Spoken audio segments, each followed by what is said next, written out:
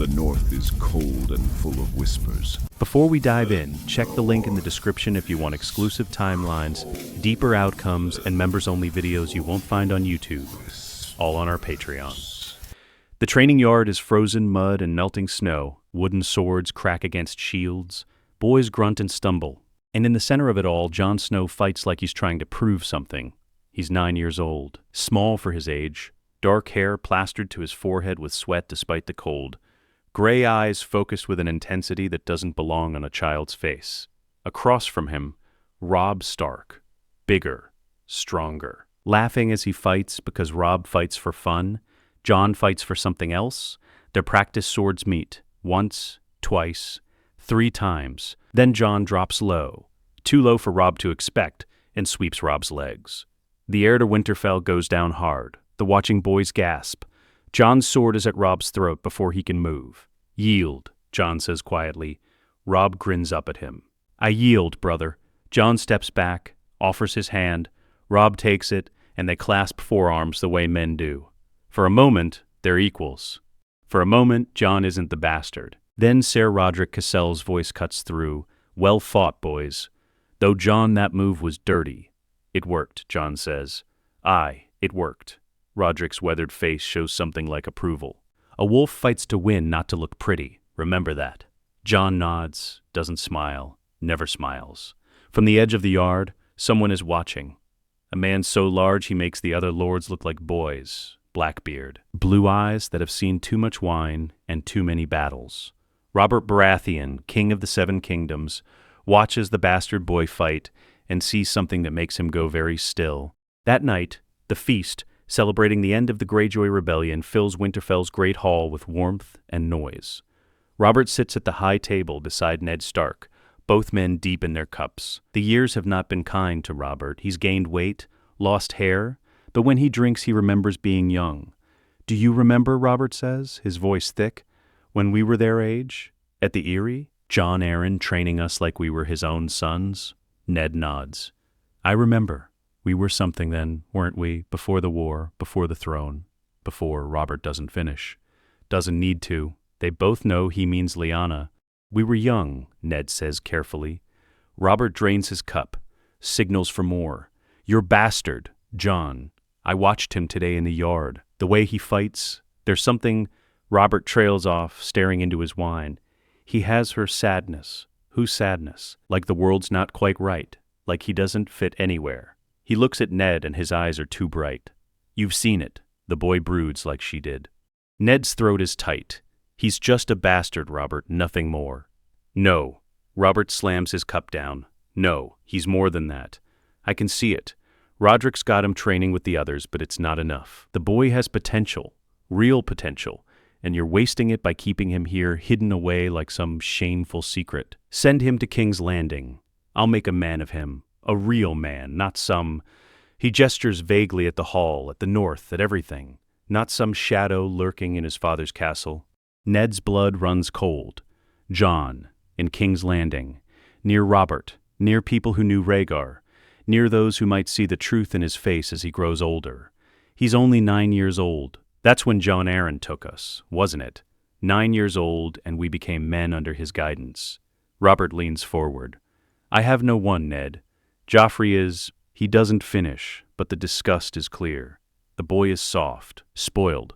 Cersei coddles him. "I need someone around me who's real, someone who reminds me of better days." Jon is a bastard. He has no place in the Red Keep. He'll have whatever place I give him. I'm the king, aren't I? I'll name him my ward, my squire. He'll train with the Kingsguard, with Barristan Selmy himself. God's what I wouldn't give to see what that old knight could do with a boy like that. But refusing Robert, drunk, emotional, nostalgic Robert, might raise more questions than agreeing. And perhaps having Jon far from Winterfell, far from Catelyn's hatred, with a new identity as Robert's ward rather than Ned's bastard, might actually be safer. Or perhaps Ned is just tired of the lie, tired of watching Catelyn look at Jon with cold eyes, tired of being the only one who knows the truth. "Let me think on it," Ned says. "No." Robert's hand crashes down on the table. "No more thinking. You've thought for 9 years, and what has it gotten the boy? A cold room and a colder mother. He softens slightly. I'm not taking him from you, Ned. I'm giving him a chance. Something better than being the bastard in the shadows. Ned looks across the hall. Jon sits at the far end of the lower tables, alone, picking at his food while the other children laugh and play. Always alone. Always watching. I'll tell him in the morning, Ned says quietly. Robert grins. Claps Ned on the shoulder hard enough to hurt. Good man. We'll make something of your boy yet. Something great. But Ned isn't thinking about greatness. He's thinking about the promise he made to Lyanna. Protect him, keep him safe. And he's wondering if he's about to break it. The Godswood is quiet. Moonlight filters through the weirwood's red leaves, and Jon sits at the base of the heart tree, running his fingers over the carved face.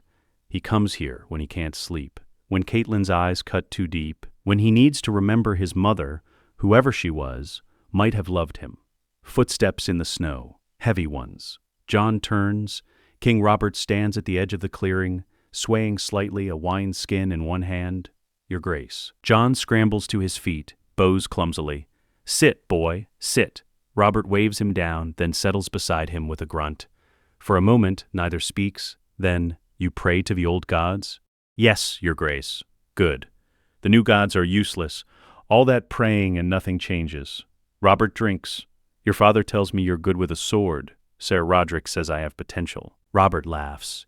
Careful word that. Means you're not there yet. But you could be. He looks at Jon properly for the first time. Studies his face in the moonlight. You have her eyes. Whose eyes, Your Grace? Doesn't matter. Someone I knew. Someone who deserved better. Robert's voice goes rough. How old are you? 9, Your Grace.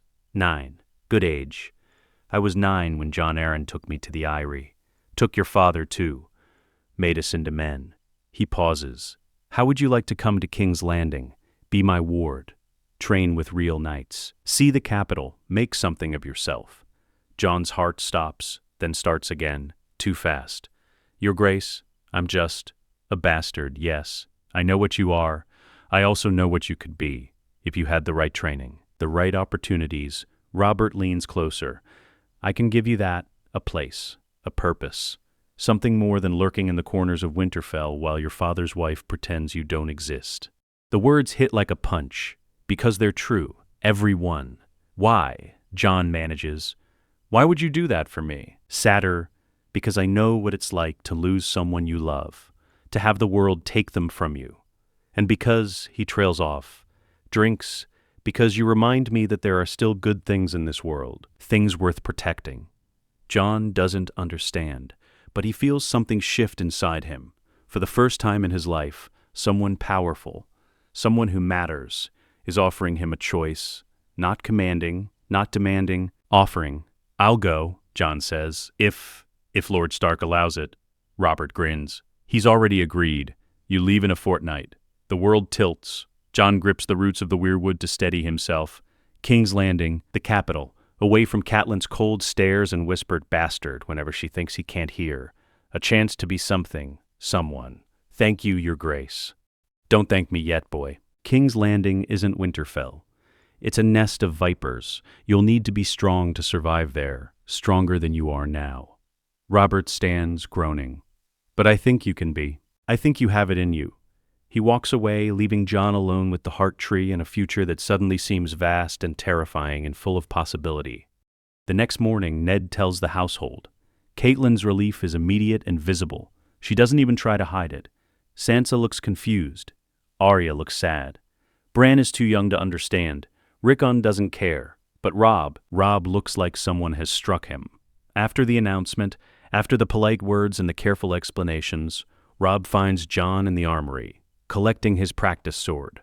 You're really going. Jon won't look at him. Can't. You could refuse. Could I? Jon finally meets Robb's eyes. I'm a bastard, Robb. When a king offers me a place, any place, I take it. You're my brother. I'm your father's bastard. There's a difference. Robb grabs Jon's shoulder, turns him around. Not to me. We're brothers, Jon. Blood or not, that doesn't change. Jon's throat burns. Your mother will be glad to see me gone. My mother doesn't speak for me. Robb's voice is fierce. You're my brother. You always will be. No matter where you go, no matter what happens. Remember that. They stand there, two boys who grew up as close as twins, and the weight of separation settles between them. "I'll remember," Jon says quietly. "Promise me, when you're in King's Landing, surrounded by all those southern lords and knights, you'll remember Winterfell. Remember who you are." "I don't know who I am, Robb. I'm a Snow. That's all I've ever been. You're a Stark. You just have a different name." Robb pulls Jon into a rough embrace. "Come back to us, Jon. Someday. Promise me." The only person in Winterfell who ever made him feel like he belonged. "I promise." But promises Jon will learn are easy to make and hard to keep. 2 weeks later, Jon has never been beyond Winterfell's walls. Now he's traveling the King's Road with the King of the Seven Kingdoms, surrounded by knights and guards and courtiers who look at him with curiosity or disdain or nothing at all. The north fades behind them. The trees change. The air warms. Jon sheds his furs layer by layer until he's down to leather and wool, and even that feels too heavy. Robert rides at the head of the column, laughing with his men, singing bawdy songs, drinking from dawn to dusk. He calls Jon forward sometimes, asks him questions about Winterfell, about his training, about nothing important, just making sure Jon is there, making sure he's real. The other members of the royal party are less welcoming. Queen Cersei barely acknowledges Jon's existence. When she does look at him, her green eyes are cold as winter ice. Sir Jaime Lannister, the Kingslayer, watches Jon with a slight smile that makes Jon's skin crawl. The children, Joffrey, Myrcella, Tommen, are taught to ignore him. But Ser Barristan Selmy, Lord Commander of the Kingsguard, speaks to Jon one evening as they camp. "Jon Snow." Jon bows. "The king tells me you're to be his ward, his squire." "Yes, sir. Have you ever served as a squire before?" "No, sir. I've only trained in the yard at Winterfell." Barristan nods. His face is weathered and kind. "Then you'll have much to learn. Being a king's squire is an honor. It's also a burden. You'll be responsible for his grace's arms, his armor, his needs. You'll attend him in council, in the field, at court. Do you understand what this means?" I think so, sir. You'll have no private life, no secrets. Every move you make will be watched and judged. The court will test you. They'll try to find your weaknesses, your vulnerabilities." Barristan's eyes are steady. "Are you strong enough for that, boy?" Jon thinks of Catelyn's stares, of being the bastard for 9 years, of eating alone and sleeping alone and always being reminded that he doesn't belong. "I'm strong enough, sir." Barristan studies him, then nods. "Good. When we reach King's Landing, you'll train with me. The king has requested it. I'll teach you what I taught King Aerys's son and King Robert before him. I'll make you a knight if you have the steel for it." Jon's heart hammers. "Thank you, sir. Don't thank me yet. I'm not an easy teacher. But if you work hard, if you're honest and brave and disciplined," Barristan's stern face softens slightly. "Your father was an honorable man, one of the best I've known. I'll do my best to make you worthy of his name." Later, Jon lies in his tent and tries to sleep. But all he can think is, he called father an honorable man. He wants to make me worthy. Someone finally sees me as more than just a bastard. For the first time since leaving Winterfell, Jon allows himself to hope. The city appears on the horizon like something from a nightmare. Winterfell is clean lines and gray stone and empty spaces. King's Landing is chaos. A sprawl of buildings climbing 3 hills, surrounded by massive walls, dominated by the red keep rising above it all like a bloody crown. As they enter through the King's Gate, the smell hits Jon like a physical blow. Piss, shit, rot, fish, humanity packed too tight in too small a space. Jon covers his nose, and one of the guards laughs. "Welcome to the capital, boy." People press in on all sides, merchants shouting, beggars pleading, children running between horses' legs. Jon has never seen so many people, never imagined so many people existed. And above it all, the Red Keep looms, massive, ancient, a fortress built by dragons and held by lions. They climb the cobbled streets, pass through the Red Keep's gates, dismount in a courtyard larger than Winterfell's entire training yard. Jon stands there, small and lost, while servants rush to attend the king and courtiers hurry about their business. No one notices one northern bastard boy except you. Jon turns. Queen Cersei stands on the steps, resplendent in crimson and gold. She looks at him the way someone might look at dog shit on their shoe. "You're the bastard." "Yes, your grace." Jon bows low. "I've arranged quarters for you in the servants' wing. A bastard is still a bastard no matter whose ward he claims to be." Her smile is sharp. "I do hope you'll be comfortable." She sweeps away in a rustle of silk, leaving Jon standing in the courtyard as the sun sets and shadows stretch long across the stones. A servant, a thin man with nervous eyes, approaches. "This way, young master. I'll show you to your room." Jon follows him through corridors of red stone, past tapestries showing lions and stags, past guards in Lannister crimson, deeper and deeper into the castle until they reach a section where the walls are plain and the air smells of kitchen smoke. The room is small, cold, a narrow bed, a chest, a window that looks out at a wall. "The Queen's orders," the servant says apologetically. "I'm sorry, it's all we have." "It's fine. Jon has had worse." At least here, no one is glaring at him across the dinner table. The servant leaves. Jon sits on the bed and looks at his new home. Stone walls instead of wooden ones, southern heat instead of northern cold. The Red Keep instead of Winterfell. He's 9 years old. He's alone, and he's just realized that leaving one place where he didn't belong has brought him to another where he belongs even less. That night, Jon barely sleeps. When he does, he dreams of gray eyes watching him from the darkness, and a woman's voice whispering, "Promise me, Ned." But Jon doesn't know who she is or what the promise was. He only knows he's more alone than he's ever been. Jon wakes to a hand shaking his shoulder. Sir Barristan stands over him, already armored, the dawn light barely gray through the window.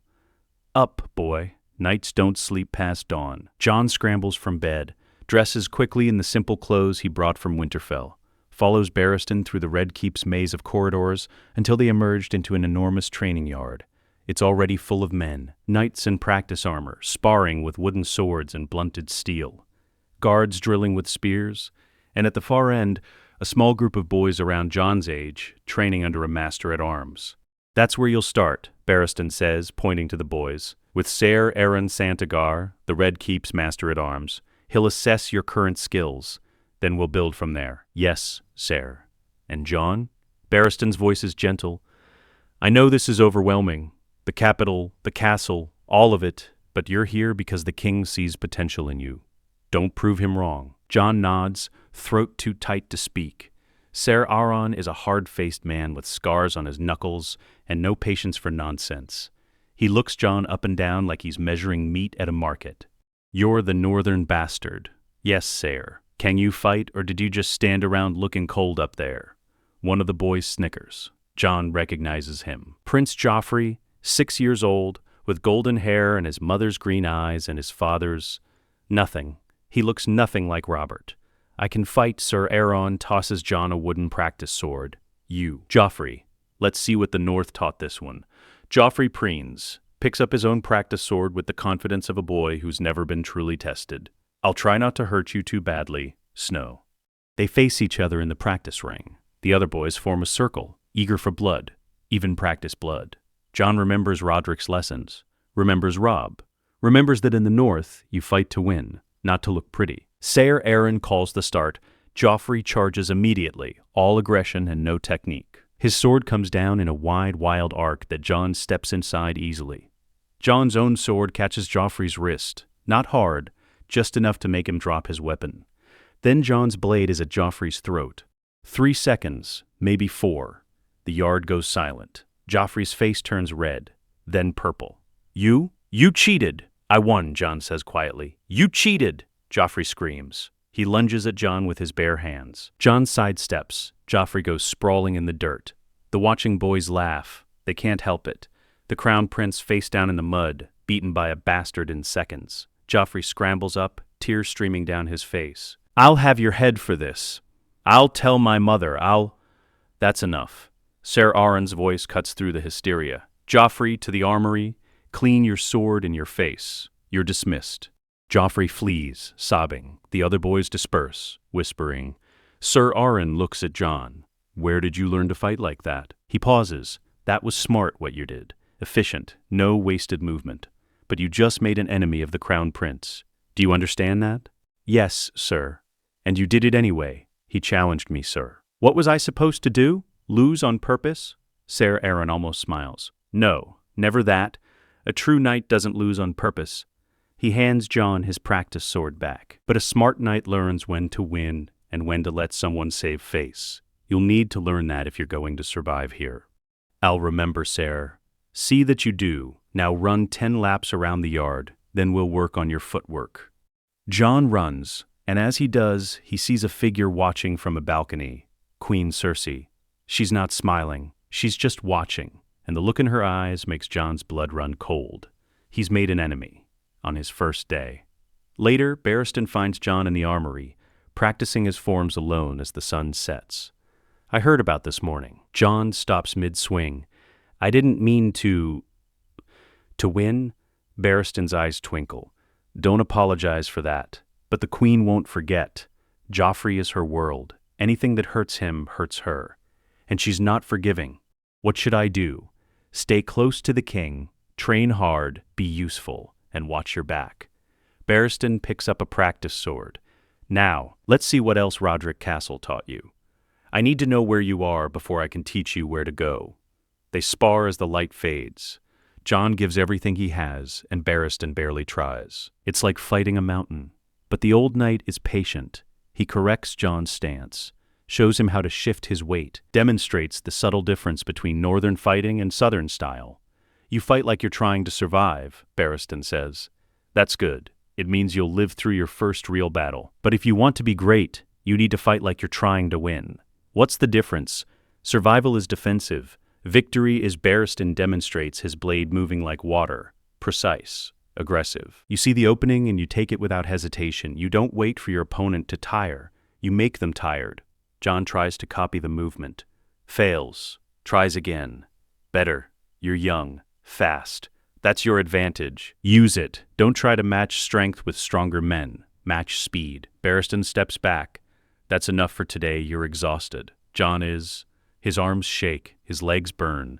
But his mind is sharp. Clearer than it's been in days. Thank you, Ser. That night, Jon is brought to the small hall for dinner. Not the throne room where great feasts are held, but a smaller space where the king dines with his close companions. Robert sits at the head of the table, already drunk. Cersei sits beside him, beautiful and cold. Joffrey sulks 3 seats down, still dirty from the training yard. Other lords and ladies fill the remaining places. People whose names Jon doesn't know, who look at him with mild curiosity before dismissing him. There's no seat for Jon at the main table. A servant gestures him to a small side table alone where servants eat. Jon sits, accepts a plate of food, tries not to exist too loudly. There he is, Robert's voice booms across the hall. The boy who made my son cry on his first day. Come here, Jon, sit with me. Every head turns. Cersei's smile could cut glass. Jon has no choice. He stands, walks to the high table. A servant brings a chair, wedges it between Robert and some lord Jon doesn't recognize. Your Grace, I'm fine where I was. Nonsense. You're my ward, aren't you? You sit with me. Robert pours wine into Jon's cup. Jon has never had wine before. Drink, boy. That's an order. Jon sips. It's bitter and sweet and burns. Robert laughs and drinks his own cup dry. Seconds. Aaron tells me you disarmed Joffrey in seconds. Second. Robert slaps the table. That's my boy, just like I taught Ned when we were young. Go for the weak spot. Across the table, Joffrey's face is murderous. Cersei leans over to whisper something in his ear.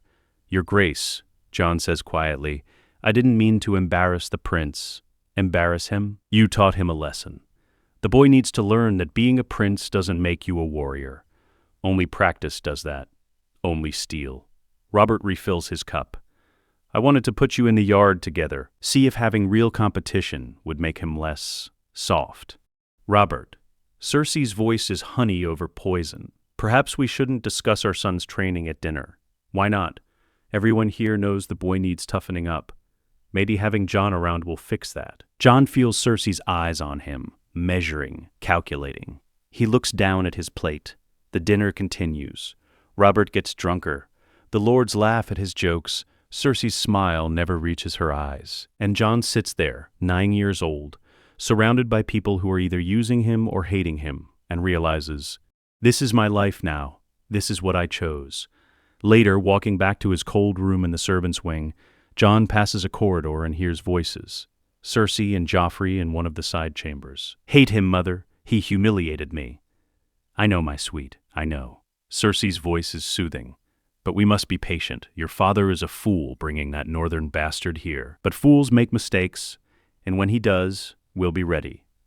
Jon keeps walking, doesn't let them know he heard. But his heart pounds, and old Nan's words echo in his head. When you play the game of thrones, you win or you die. He didn't know when he left Winterfell that he'd be playing. But he's learning fast. Jon settles into a rhythm, wake before dawn, train with Barristan until his arms go numb, break his fast, train with Ser Aran and the other boys, who give him a wide berth after the Joffrey incident. Lessons in history, heraldry, etiquette from a series of masters who look down their noses at the northern bastard. Attend Robert in the afternoon, carrying his sword, his armor, his wine cup. Dinner, study, sleep, repeat. It's brutal, exhausting, and Jon has never been happier, because for the first time in his life, he's good at something. Better than good, exceptional. Barristan sees it first, the way Jon absorbs lessons like a sponge. How he can watch a movement once and recreate it. The single-minded focus that blocks out everything else when he has a sword in his hand. "You're a natural," Barristan tells him one morning, 6 months in. "I've trained many boys. Good boys. But you have something special. A gift." "What gift, sir?" "The gift of paying attention. Most boys want to win. You want to understand. That's rarer than you think." Jon doesn't know what to say to that, so he just bows and trains harder. By the end of his first year in King's Landing, Jon has grown 2 inches, lost the soft child fat of his face. His arms and shoulders begin to show real muscle. And in the practice yard, boys who once mocked him now give him grudging respect. Except Joffrey.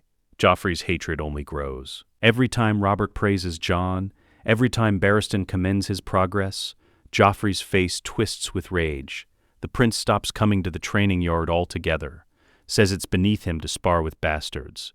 Robert doesn't care. He has Jon. "You remind me of better days," the king tells Jon one night.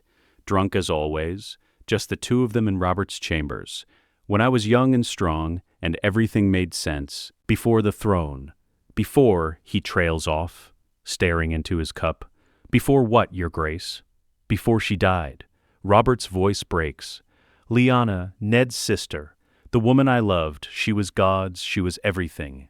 Beautiful, fierce, wild, like a storm made flesh, and they took her from me.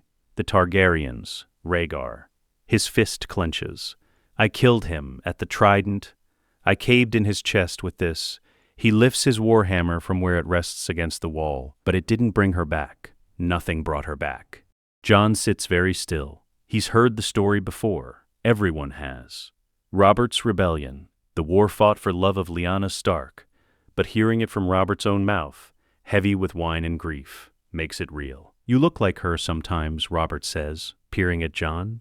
Around the eyes, the sadness. She was always sad too, even when she smiled. Like she knew something we didn't. Like she could see what was coming. Jon's throat is tight. "I'm sorry, your grace. Don't be sorry. Just be better than I was. Don't let the world make you hard. Don't let the throne steal your soul." Robert drains his cup. "Now get out. I need to sleep." Jon bows and leaves.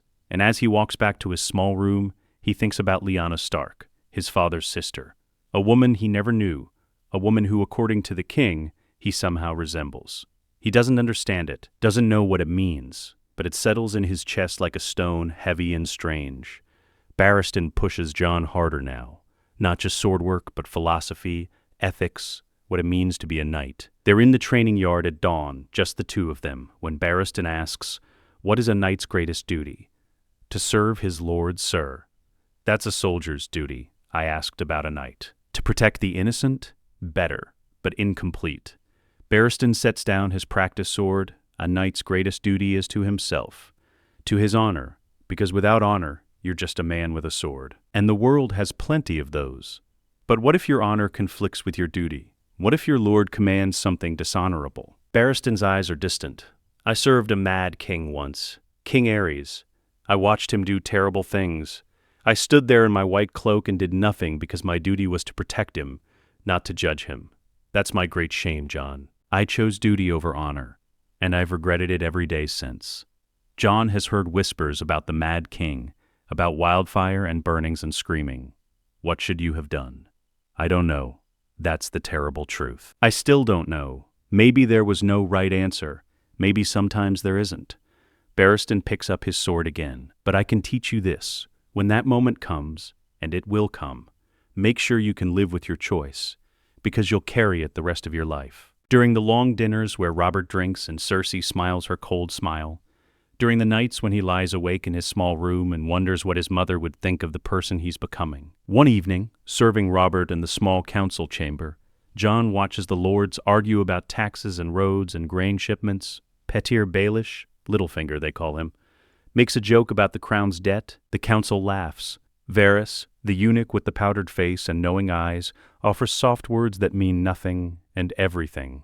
Jon stands in the corner, holding Robert's warhammer, learning to be invisible, learning to listen.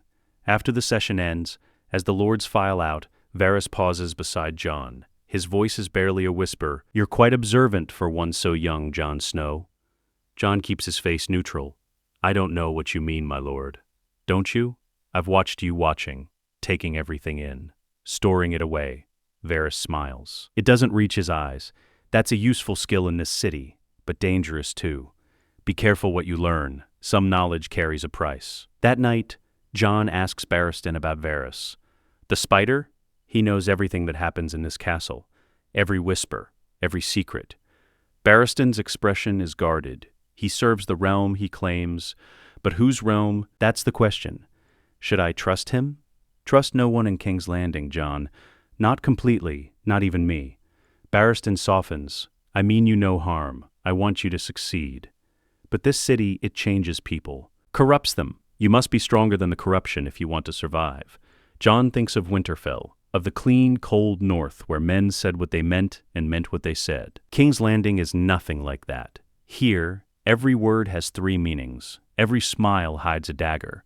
He's learning to navigate it, but the cost is his innocence, and he can feel it slipping away piece by piece. Jon is in the armory cleaning Robert's hunting gear when Joffrey enters with two older boys, squires to Lannister knights, both 13 or 14. Well, well. The bastard plays servant. Joffrey's voice drips contempt. He's grown too, but badly. Soft in the middle, weak in the shoulders. His golden hair is perfectly styled, his clothes immaculate. He looks like a prince. He doesn't look like a fighter. Jon keeps cleaning. Your Grace, don't call me that. You're not worthy to use my title. Joffrey steps closer. The two older boys flank him, grinning. I've been thinking, Snow. You embarrassed me when you first arrived. Made me look weak in front of the court. I think it's time we settled that debt. Jon sets down the oilcloth. Stands. He's taller than Joffrey now, though not by much. I don't want trouble, Your Grace. Hold him. They move fast. Grab Jon's arms. Jon could fight. Barristan's trained him well enough, but these are the Crown Prince's companions. Attacking them would mean the dungeons, or worse.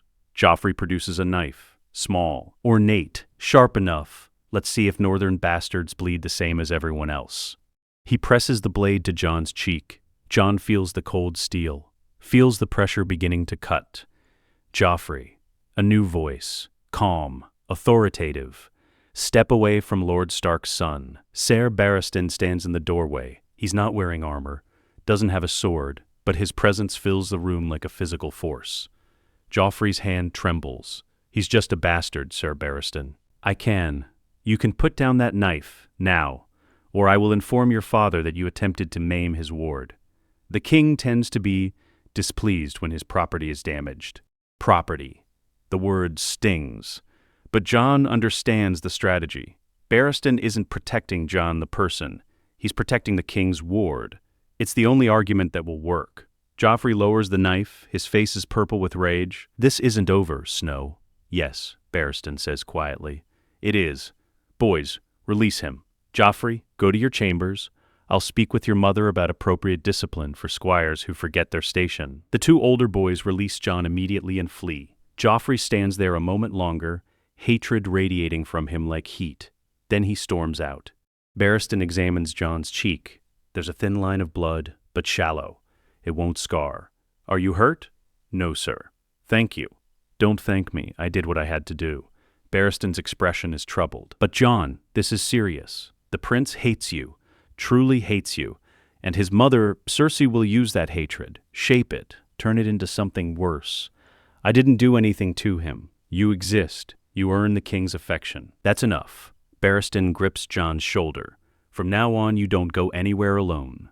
You stay in sight of guards I trust. You eat only food I've watched prepared. You drink only from sealed containers. Do you understand? Jon's blood runs cold. You think they'll try to kill me? I think Cersei Lannister views you as a threat to her son, and she eliminates threats. Barristan's voice drops. Your father once told me that keeping you safe was the most important thing he'd ever done. I didn't understand it then, but I'm beginning to. There's something about you, Jon Snow, something that makes powerful people nervous. Until I know what that is, I'm going to make damn sure you survive to find out. That night, Jon is moved to a new room, still small, but in a better part of the castle. Closer to the Kingsguard quarters, there are guards on the door now. For his protection, they say. Jon understands. He's become valuable, and in King's Landing, valuable things need to be locked away. Barristan becomes relentless, every morning, earlier than before, every evening, later. He teaches Jon not just how to fight, but how to read an opponent, how to see the telegraph in a shoulder, the weight shift before a strike, the eye movement that betrays intention. Fighting is a conversation, Barristan explains. Your opponent tells you what they're going to do before they do it. You just have to learn their language. Jon practices against everyone, against Ser Aran's best students, against knights visiting the Red Keep, against Barristan himself, who holds back less and less as Jon improves. By his 11th name day, Jon can hold his own against men twice his age. Not win, not yet, but survive. Last, make them work for it. You're still too cautious, Barristan tells him after one session. You wait for them to attack. You react. That's good for survival. But if you want to win, you need to control the fight. Make them react to you. How? By being unpredictable. By attacking when they expect defense, by defending when they expect attack, by making them think one thing while you do another. Barristan demonstrates a feint high, strike low. In the North, I imagine they taught you to be honest, direct. That's admirable. It's also predictable. Here you need to be deceptive. Jon feels something twist in his chest. Deception isn't honorable. Deception in life isn't honorable. Deception in combat is strategy. There's a difference. Barristan hands Jon his practice sword back. Honor doesn't mean stupidity, Jon. It means keeping your word, protecting those weaker than you, serving justly. It doesn't mean announcing your every move to your enemy. Jon thinks about that, about the difference between honor and naivety, about what Ned would say versus what Ned would do. He's beginning to realize they might not be the same thing. Enough of this city nonsense, Robert announces one morning. We're going hunting, real hunting in the Kingswood. Jon, you're coming with me. The hunting party assembles, 20 men, horses, hounds, weapons. Robert is grinning like a boy already half drunk at midday. Cersei watches from a balcony, her face unreadable. Joffrey is not invited. The boy is too soft for hunting, Robert says loudly enough for everyone to hear. They ride out through the city gates and into the forest beyond. Jon has hunted before, at Winterfell, with Robb and Theon and Jon Umber's boys. But this is different. Louder, more chaotic. Robert treats it like a festival, not a hunt. There, a squire points. A boar, massive and dark, crashes through the underbrush. Mine, Robert charges forward on his horse, spear raised, whooping like a madman. Jon follows, heart pounding. The boar is enormous, bigger than any he's seen in the north. Its tusks are yellow and curved and deadly. Robert's spear catches it in the shoulder. The boar screams, turns, charges. Robert's drunk. His movements are slow. The boar is fast. Jon doesn't think. Barristan's training takes over. He kicks his horse forward, positions himself between Robert and the boar, and when the beast comes at him, Jon's spear finds its throat. Clean. Precise. The way Barristan taught him. The boar goes down thrashing. Dies in seconds. Robert stares, then laughs. Huge, booming. Gods. Did you see that? The boy just saved my drunken ass. He dismounts, staggers over, and pulls Jon into a crushing embrace. "You're a natural, Jon Snow, a natural." The other hunters cheer. Robert orders wine brought. They drink to Jon's first major kill, and Robert tells the story 3 times, each version more exaggerated than the last. But as they ride back to the city, Robert sobers slightly. He brings his horse beside Jon's. "You saved my life back there. I just reacted, Your Grace. You did more than that. You put yourself between me and danger. That's not training. That's—" Robert trails off. "That's what Ned would do, what any good man would do. You have your father's courage, boy." Jon doesn't know what to say, so he just nods. Robert is quiet for a moment. Then, "I have 3 children, Jon. Joffrey, Myrcella, Tommen. I don't understand any of them. They're strangers to me. Cersei's children, not mine. But you," he looks at Jon properly, "you remind me of the men I used to know. Before the throne, before the crown. When things were simpler. When I was someone worth being. You're the king, Your Grace. I'm a drunk on a throne, Jon. I know what I am. But when I look at you, I see what I could have been if I'd made different choices. If I'd been stronger. Better." Robert's voice is rough. "I want you to be better than me. Understand? I want you to be the man I should have been." The weight of those words settles on Jon's shoulders like a cloak. He's 11 years old, and the King of the 7 Kingdoms is putting his broken dreams on a bastard boy from the north. "I'll try, Your Grace. That's all anyone can do." Robert spurs his horse forward, and the moment breaks. But Jon carries it with him. That night. The next day, through all the days that follow, he's not just Jon Snow anymore. He's Robert's ward, Robert's hope, Robert's second chance, and in King's Landing, hope is the most dangerous thing you can carry. The court has noticed. Whispers follow Jon through the Red Keep's corridors. The king loves the bastard more than his own son. "Did you see? Robert gave Jon that new sword. Joffrey threw a tantrum for days. Cersei is furious. She tried to have the boy moved back to the servants' quarters. Robert refused." Jon tries to ignore it, keeps his head down, trains, studies, serves. But the attention is suffocating. Robert makes it worse. He calls Jon to sit beside him at feasts, takes him on hunts weekly, tells anyone who'll listen about Jon's skill, Jon's courage, Jon's potential. "This boy," Robert says one night, drunk and expansive, "will be a greater knight than any of you, mark my words.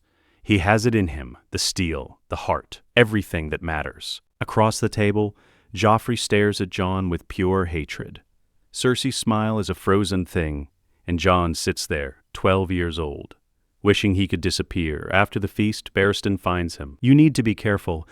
"I know, sir. No, I don't think you do. The Queen's hatred is one thing. But that's different. Joffrey is cruel in ways Cersei isn't. She's calculated. Cold.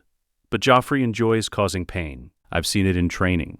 The way he treats servants, animals, anyone weaker than him." Barristan's expression is grave. "He's going to hurt you, Jon. It's not a question of if, it's when. What can I do? Stay close to me, to the king. Don't give Joffrey an opening."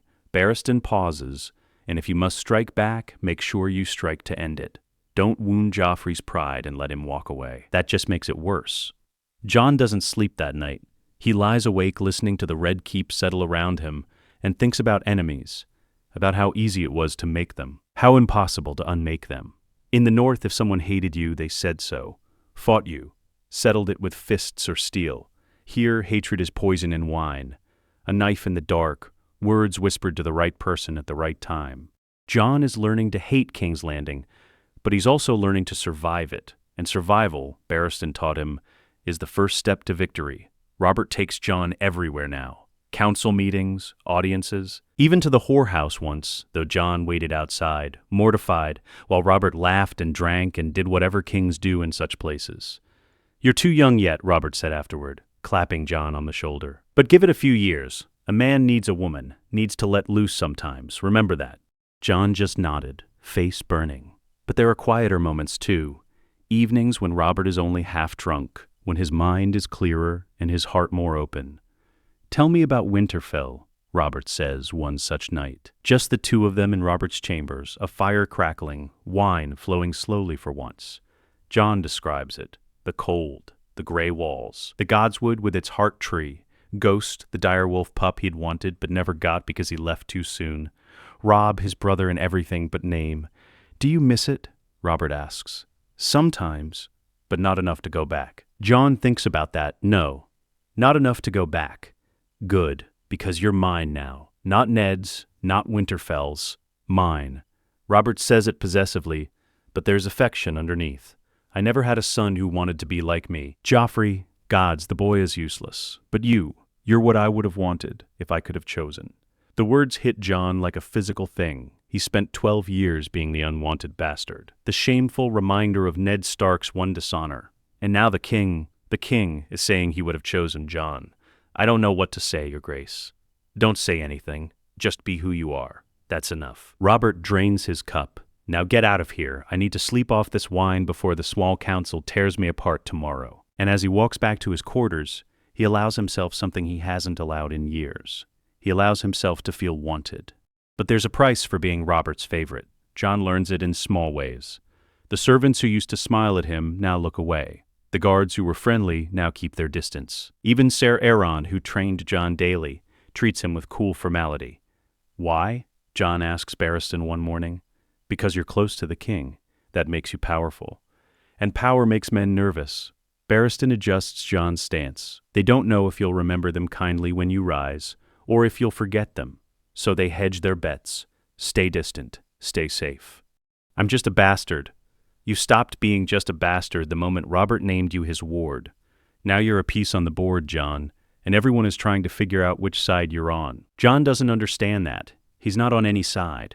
He's just trying to survive. But he's beginning to realize that in King's Landing, neutrality doesn't exist. One evening, serving Robert at dinner, Jon notices Varys watching him. The eunuch's eyes are thoughtful, calculating. After the meal, as Jon is leaving, Varys intercepts him in the corridor. A word, Jon Snow. Jon stops, looks around. No one is near. Walk with me. Varys doesn't wait for agreement, he simply glides down the corridor, and Jon follows because refusing the Master of Whisperers seems unwise. They walk in silence until they reach a balcony overlooking the city. The sun is setting, turning the sky blood red. You've grown, Varys observes, not just in height, in understanding. I've watched you in council meetings, the way you listen, the way you see connections others miss. You have a keen mind, young Snow. Thank you, my lord. Don't thank me. I'm not complimenting you. I'm assessing you. Varys' smile is enigmatic. Do you know why I serve the realm? You are the Master of Whisperers. It's your duty. Varys chuckles. Such a northern concept. No, Jon Snow. I serve the realm because chaos is bad for everyone. Kings come and go. Wars are fought and won and lost. But the realm endures. Someone must look after them. And that someone is you. Someone must be. Most lords care only for their own power, their own glory. But I, Varys, looks out at the city. I care for the baker's daughter and the fisherman's son, the people who suffer when great men play their games. Jon doesn't know if he believes that. But it sounds nice. Why are you telling me this? And when that day comes, I want you to remember. The realm is what matters, not your pride, not your honor, not even your life. The realm, the people. That's all that truly matters. Disappeared into the shadows like his nickname suggests. Jon stands there alone watching the sun set over King's Landing and feels the weight of expectations pressing down on him from all sides. Robert wants him to be the son he never had. Barristan wants him to be the perfect knight. Varys wants him to serve the realm. Cersei wants him humiliated. And Jon? Jon just wants to understand who he is. But that answer feels further away than ever. Jon wakes to sunlight streaming through his window and the smell of honey. On the small table beside his bed sits a wooden box, beautifully carved, with a ribbon tied around it. Inside, lemon cakes, 6 of them, perfectly formed, glazed with honey, dusted with sugar. There's a note, unsigned, written in elegant script for the king's favorite ward. From an admirer. Jon stares at the cakes. They look delicious. His stomach growls. He missed dinner last night, too exhausted from training to eat. And lemon cakes are a luxury, sweet, southern. Nothing like the plain bread and salted meat of Winterfell. He reaches for one, stops. Old Nan's voice echoes in his head. A memory from Winterfell, from before he left. Her gnarled hand gripping his wrist as he reached for honeyed figs at a feast. Never trust southern sweets, boy. Poison tastes like honey. That's why it works. Jon pulls his hand back, looks at the cakes again, They're beautiful. Perfect. Too perfect. Who would send him a gift? He has no admirers at court. The servants avoid him. The lords ignore him. The ladies wouldn't dare acknowledge a bastard, no matter whose ward he is. Jon picks up one of the cakes, examines it closely. Nothing obvious. No strange smell beyond honey and lemon. No discoloration. But old Nan's voice won't leave him. Poison tastes like honey. Jon leaves his chamber, carrying the box. The guards at his door nod as he passes. He makes his way through the Red Keep's corridors until he reaches the kitchen level, where the scullery maids work. In a quiet corner away from prying eyes, Jon finds what he's looking for. A rat. Fat. Brown. Scavenging near the waste barrels, he breaks off a piece of lemon cake. Sets it on the floor, waits. The rat approaches cautiously, sniffs, then devours the piece in seconds, whiskers twitching. Jon watches. 1 minute, 2, 3. At 4 minutes, the rat begins to convulse. Its legs splay, its body jerks. A thin stream of blood leaks from its nose. At 5 minutes, the rat is dead. Jon stares at the small corpse. His hands are shaking. Someone tried to kill him. Someone came into his room while he slept and left poison disguised as a gift. If he'd eaten even one cake, he'd be the one convulsing, bleeding, dead. Jon picks up the box with trembling fingers, leaves the dead rat where it is, let the kitchen staff find it and wonder. He walks quickly through the corridors, box clutched to his chest until he reaches the Kingsguard's quarters. Barristan is breaking his fast, alone, studying reports. He looks up as Jon enters. Jon, what? The box appearing overnight. The note. The test with the rat. The convulsions and blood. Barristan lifts one of the remaining cakes carefully, sniffs it. His expression darkens. Nightshade. Mixed with the lemon and honey to mask the bitterness. Whoever prepared this knew what they were doing. He sets the cake down as if it might bite him. You tested it first. Why? Old Nan. She was a servant at Winterfell. She told me never to trust southern sweets. That poison tastes like honey. Old Nan may have saved your life. Barristan stands. Wait here. Touch nothing. He returns 20 minutes later with 2 Kingsguard, Ser Boros Blount and Ser Meryn Trant. Between them walks a young woman in servant's dress, her face pale with terror. This is Lyanna, Barristan says. She works in the Queen's chambers. She also has access to the kitchen stores. He turns to the woman. Tell Jon what you told me. The Queen's handmaiden, Sinel. She gave me the box, told me to place it in the ward's chamber before dawn.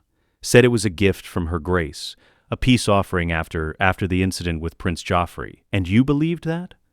Barristan's voice is cold. I didn't question it, sir. I serve the Queen. When her handmaiden gives an order, I obey. Barristan dismisses Lyanna with a gesture. The guards escort her out, then he turns to Jon and his expression is grave. This came from Cersei, indirectly with layers between her and the actual poison, but it came from her. She wanted you dead, Jon, and she was willing to use her own servants to do it. Jon's legs feel weak. He sits. What do we do? Nothing. Nothing? If we confront Cersei directly, she'll claim ignorance, blame the handmaiden, execute her to prove her innocence. Cersei has too many layers of protection. Barristan's jaw tightens. But we can remove one of those layers. Sinel, the handmaiden who gave Lyanna the box, will disappear tonight. An accident. A tragic fall from a tower. These things happen.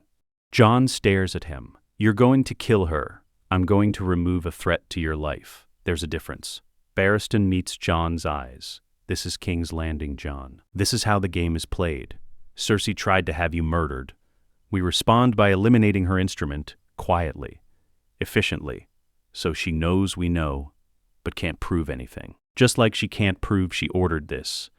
That's not honor, that's survival, which is what you need to learn if you want to live past 15.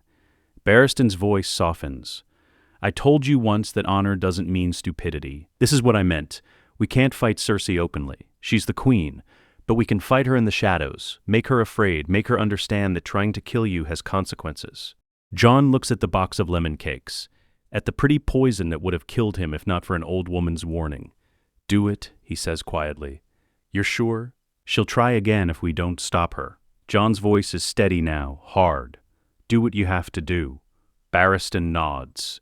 Sinel will be found dead tomorrow morning. A terrible accident.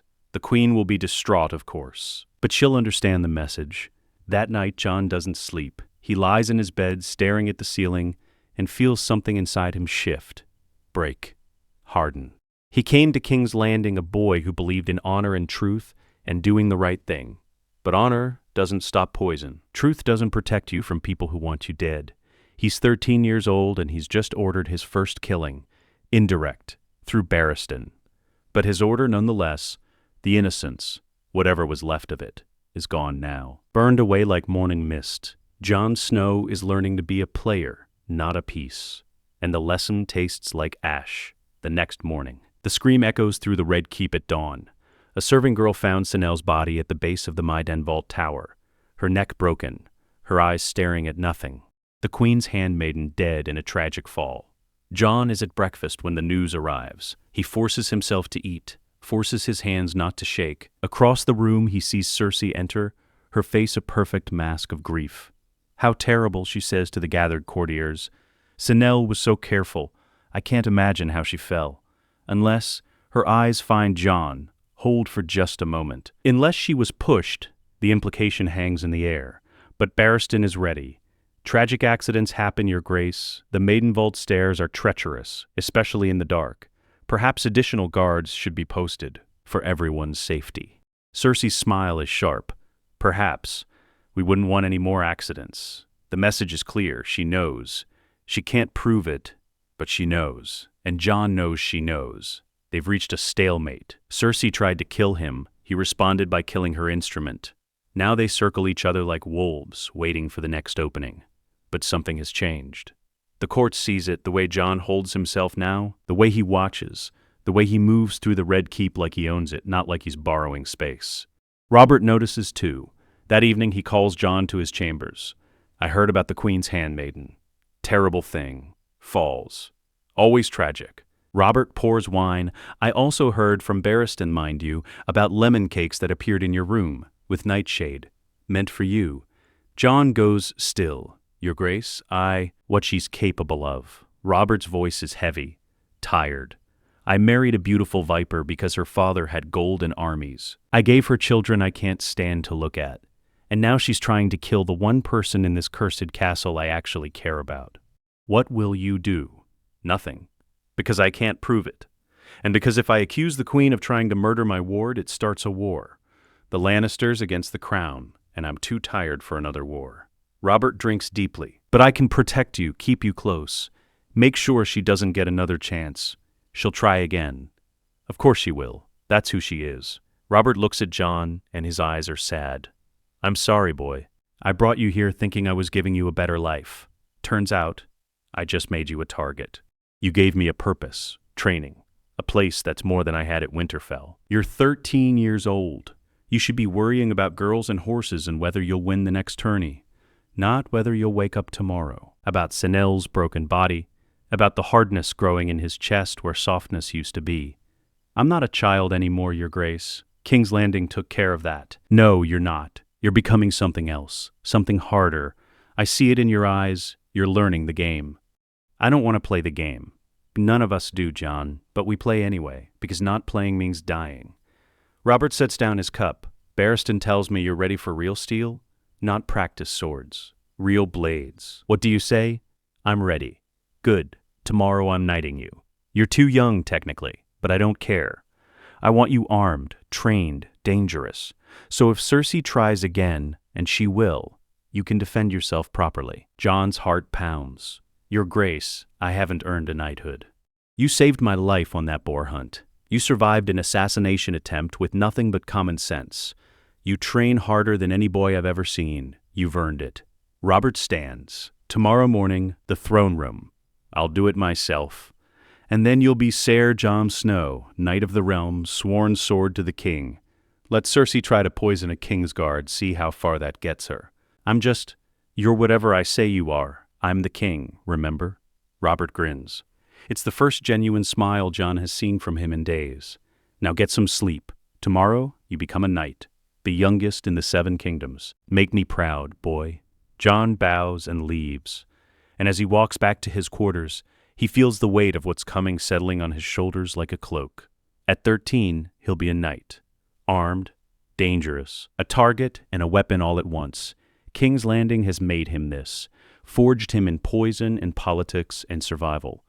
And there's no going back to the boy he was. Jon is a knight now, has been for a year, the youngest knight in the Seven Kingdoms, anointed by the king himself in a ceremony that had Cersei's face going white with rage. He wears real steel now, a long sword at his hip, castle forged, given to him by Robert. He trains with the King's Guard, not as one of them, but as their equal. Barristan pushes him harder than ever, and Jon meets every challenge. At 14, Jon is taller than most men, lean, strong. His face has lost its boyish softness. His hands are calloused, his eyes are watchful. He moves through the Red Keep like a shadow, always observing, always calculating. The court whispers about him, the king's shadow, the bastard knight. Robert's true son, Joffrey's hatred has curdled into something darker. The prince avoids Jon entirely now, but Jon catches him watching sometimes, planning, waiting. Cersei is more subtle. She smiles at Jon across dinner tables, compliments his sword work, pretends the poisoned lemon cakes never happened. But Jon sees the calculation in her eyes. She's waiting too. Everyone is waiting for something. Jon is in the Red Keep's library, a place he's discovered he loves, full of histories and accounts and truths hidden in dusty pages, when Varys finds him. Still reading Jon Snow? Most boys your age prefer the training yard. Jon doesn't look up from his book. I train at dawn, my lord. This is how I train my mind. Targaryen of you. Jon's head snaps up. Varys stands in the doorway, his smile placid, his eyes sharp. What did you say?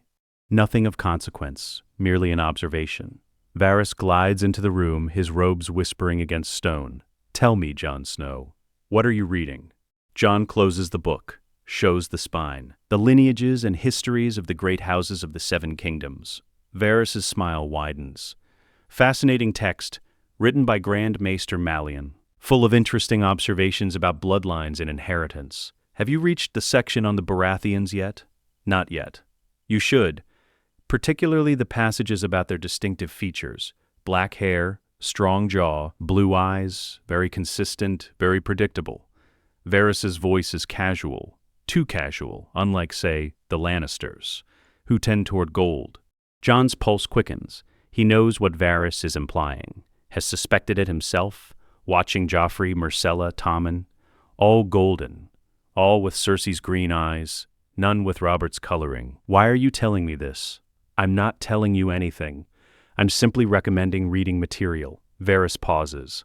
Though if you were to read that section, and if you were to notice certain inconsistencies, you might understand why the Queen is so very interested in removing you from the board.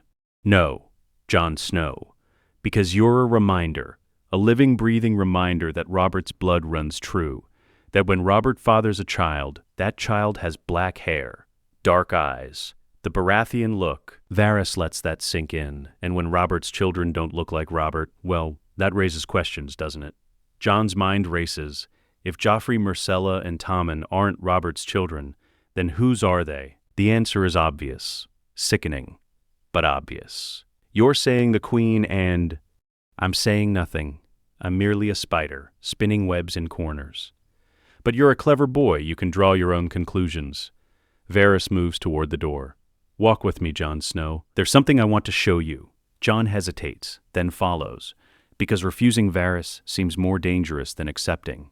They walk through corridors Jon has never seen, downstairs that spiral into darkness, through passages that smell of damp and secrets. Finally, they emerge into a small chamber lit by torches. The walls are covered with maps, notes, pieces of information connected by strings and pins. Welcome to my web, Varys says.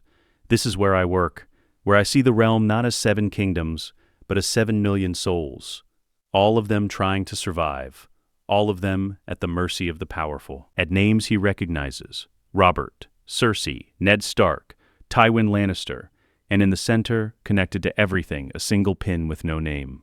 What is this? Not the swords and banners and tourneys, the information, the secrets, the knowledge of who is sleeping with whom, who wants whom dead, who will betray whom when the moment comes. Varys touches the nameless pin, and this is you. Me? You are more important than you realize, more than Robert realizes, perhaps even more than your father realizes. Varys's eyes bore into Jon's. "Do you know who your mother was? My father never told me." "Of course he didn't, because the truth would get you killed, just as surely as Cersei's poison would have." Varys steps closer. "I know who you are, Jon Snow. I've known since you arrived in King's Landing. Watched you grow. Watched you become this." He gestures at Jon, the knight, the fighter, the young man who survived assassination. "And I've decided to protect you, because you might be the realm's last hope." Hope for what? For survival, for peace, for a future where the realm doesn't tear itself apart in war. Varys's voice is soft, urgent. "A storm is coming, Jon Snow. Robert is dying, not quickly, but dying nonetheless. Cersei's children are bastards born of incest. When Robert dies, the realm will fracture. The Lannisters will try to hold the throne. The Baratheons will rise against them. The North might secede. It will be war, terrible war, unless someone stops it. And you think I can stop a war? I think you're positioned perfectly. You're Robert's ward. Trained by the finest knight in the realm, you have the king's ear and his affection. You know the truth about Joffrey. And you." Varys pauses. "You have a claim that no one expects." "What claim?" "I'm a bastard. Are you?" Varys's smile is enigmatic. "Your mother was not who you think, Jon Snow. And when you learn the truth, when you're ready for it, you'll understand why I've been protecting you, why I need you alive. If you know who my mother was, tell me." "No, not yet. You're not ready. The truth would destroy you right now, shatter everything you believe about yourself, your father, your place in the world." Varys's expression softens. "But when the time comes, I'll tell you. I promise. And when I do, your life will divide into before and after." But here, now, it's Varys who holds the secret. Varys who promises revelation. "What do you want from me?" "Simple. Be my eyes in Robert's inner circle. Tell me what the king plans, what he says when he's drunk, what he reveals when he thinks no one important is listening. In exchange, I protect you. I warn you when Cersei makes her next move. I help you survive long enough to matter." Jon should refuse, should walk away, should tell Barristan everything, but he doesn't. Because Varys is right. A storm is coming. Jon can feel it in the way Robert drinks heavier each month, in the way Cersei watches him like a cat watches a mouse, in the way the realm feels like a rope pulled too tight, ready to snap. "I'll do it," Jon says, "but I want something in return." "Oh? You protect my family. When they come to King's Landing, and they will, when Robert names my father Hand, you protect the Starks. All of them. That's the price." Then nods. "Done. I'll protect the Starks, because, Jon Snow, they're going to need protecting, more than they know." An alliance forged in shadows. As Jon leaves the hidden chamber, climbs back up to the world of light and lies, he thinks about what Varys said. Your mother was not who you think. Jon has spent 14 years believing he's Ned Stark's bastard, the product of a momentary weakness, a shameful secret. But what if that's a lie? What if there's a deeper truth, buried under years of silence? He doesn't know. Can't know. Not yet. But he's beginning to suspect that when he finally learns the answer, everything will change. With Varys' guidance, Jon begins to see the Red Keep differently, not as a castle, but as a web. Every servant is a potential spy. Every conversation might be overheard. Every letter could be intercepted. Jon learns to watch, to listen, to remember. He attends small council meetings now, standing behind Robert's chair, officially serving as the king's squire, but actually absorbing everything. The way Littlefinger manipulates finances, the way Pycelle obfuscates with medical jargon, the way Varys offers information that seems helpful but always serves a deeper purpose. Jon reports to Varys weekly, small things, Robert's mood, his health, whether he's drinking more or less, what he says about the Lannisters when Cersei isn't present. In return, Varys teaches Jon to read people, to see the tell in a gesture, the lie in a smile, the fear behind bravado. Power is information, Varys says one evening. Swords win battles. Information wins wars. Remember that. Jon remembers he's becoming something Ned Stark never intended, something dangerous, a player who knows the game and plays it well. Barristan notices the change. You're different, he says one morning during training.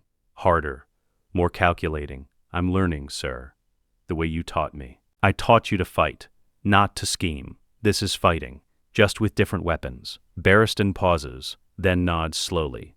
perhaps. But be careful, Jon. When you fight in the shadows, you risk becoming part of the darkness. Don't lose yourself in the game.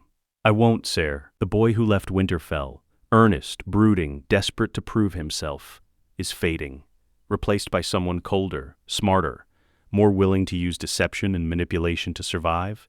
Is that growth or corruption? Jon doesn't know, but he knows he can't go back. Robert throws a feast. Not a grand celebration. Jon is still a bastard, still someone the court barely acknowledges, but a private dinner with those Robert actually likes. Barristan, Ned's brother Benjen, visiting from the Wall, a few lords who Robert fought beside during the rebellion. Jon sits at Robert's right hand. The king is drunk early, laughing, telling stories about battles and women and the days when everything made sense. To Jon, Robert raises his cup. Youngest knight in the 7 kingdoms. Best damn swordsman I've seen in years. If only he were mine by blood, eh? Then I'd have something worth passing the throne to. The table laughs, drinks. Jon forces a smile. But Cersei is there too, at the far end of the table, beautiful and cold, watching. And when Robert says if only he were mine, her smile becomes a blade. Later, after the feast, Jon finds Benjen Stark on a balcony, staring at the stars. Uncle. Benjen turns. He's younger than Ned, lean and weathered from years at the Wall. Jon, or should I say Ser Jon now, with family. They stand in companionable silence. Then Benjen speaks. Your father sent a letter with me, for you. He hands Jon a sealed parchment. Ned's seal, Ned's handwriting. Jon breaks it open, reads. Jon, Benjen tells me you've grown tall, stronger, that you've become everything I hoped you would be. I'm proud of you, though I know I have no right to be. I'm also afraid for you. King's Landing is not a safe place, especially for those the king loves. Be careful, trust Barristan, trust yourself, and remember, you are a Stark. No matter whose ward you are, the North remembers its own. Come home when you can. Winterfell misses you. I miss you. Your father, Eddard Stark, Jon reads it twice. 3 times. The words blur. He worries about you, Benjen says quietly. Ned doesn't say it outright, but he blames himself. For sending you here, for putting you in danger. He gave me a chance. More than I had at Winterfell. Did he? Or did he just trade one kind of danger for another? Benjen's eyes are sharp. You know what they're saying at the Wall. That Jon Snow, the bastard, is the king's favorite. That you live in a castle and eat fine food while your brothers freeze at the edge of the world. That you forgot where you came from. The words sting. I didn't forget. Didn't you? Look at you. Fine clothes. Real steel. The king's confidence. You're more southern than northern now, Jon. And that's not a criticism. It's an observation. Jon has no answer. Because Benjen is right. He has changed. Become something else. Something neither fully northern nor southern, but somewhere in between.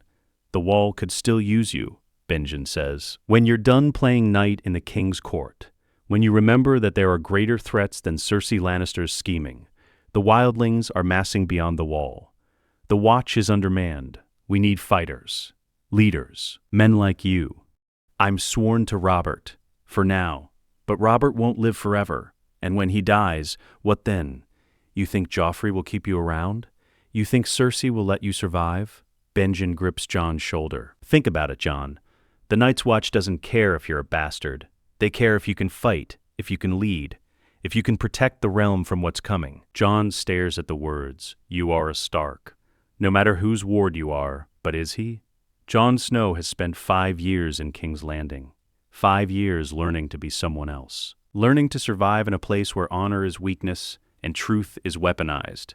He's not the boy who left Winterfell. That boy is gone, buried under layers of training in politics and assassination attempts. But he's not fully a Southerner either. Not like Littlefinger or Varys or even Barristan, who was born to this world. Jon is something in between. A wolf in a lion's den. A northerner who learned southern games. A bastard who became a knight but still doesn't belong anywhere.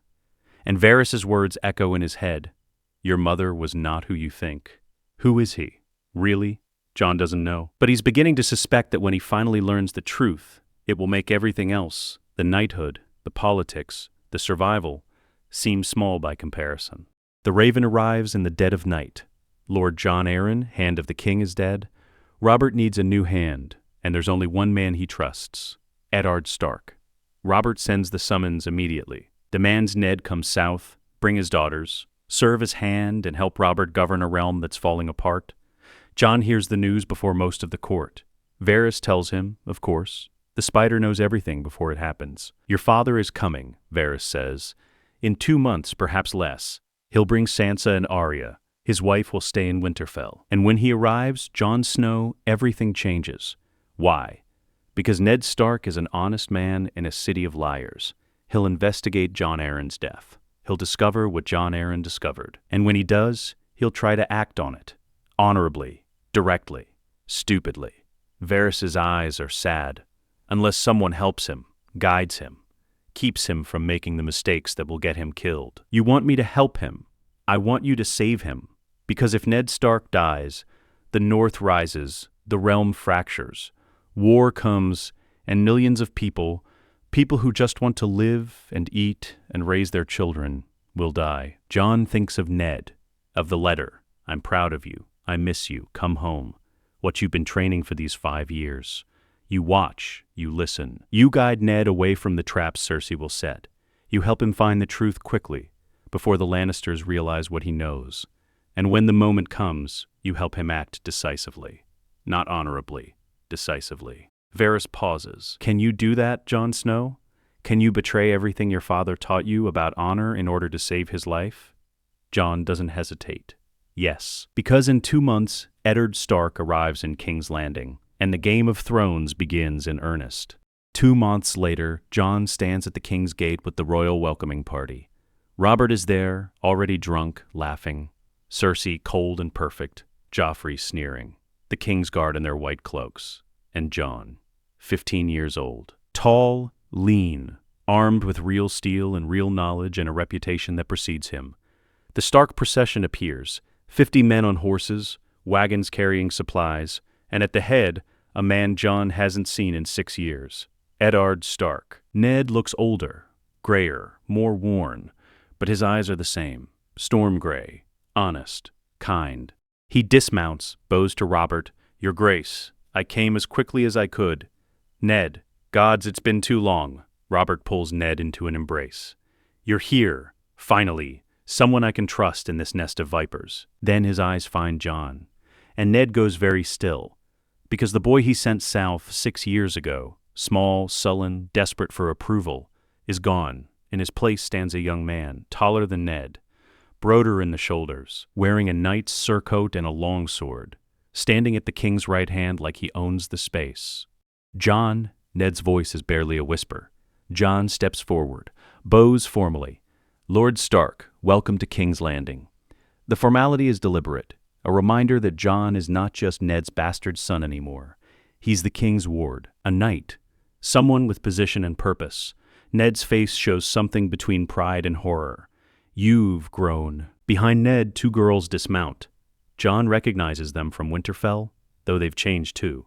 Sansa, 12 years old now, beautiful, with Catelyn's auburn hair and tully blue eyes. She stares at Jon like she's never seen him before, and perhaps she hasn't. The bastard brother she barely knew is now a knight standing beside the king. Arya, 10, still gangly and wild-looking, but her eyes light up when she sees Jon. Jon! She starts to run forward, then catches herself. Remembers propriety, bows awkwardly. Sir Jon, you can call me Jon, we're family. Are we? Sansa's voice is cool, skeptical. You look very southern, Jon, very proper. Act southern. He's learned to be what King's Landing requires. But underneath, he's still a Stark, still Ned's son, even if not by blood, and he's going to prove it. Come, Robert booms. Let's get you settled, then we feast. We have much to discuss, Ned. Much to discuss as the party moves toward the Red Keep. Jon falls into step beside Ned. They walk in silence for a moment. Then Ned speaks quietly. Barristan's letters didn't prepare me. You're not a boy anymore. No, my lord, I'm not.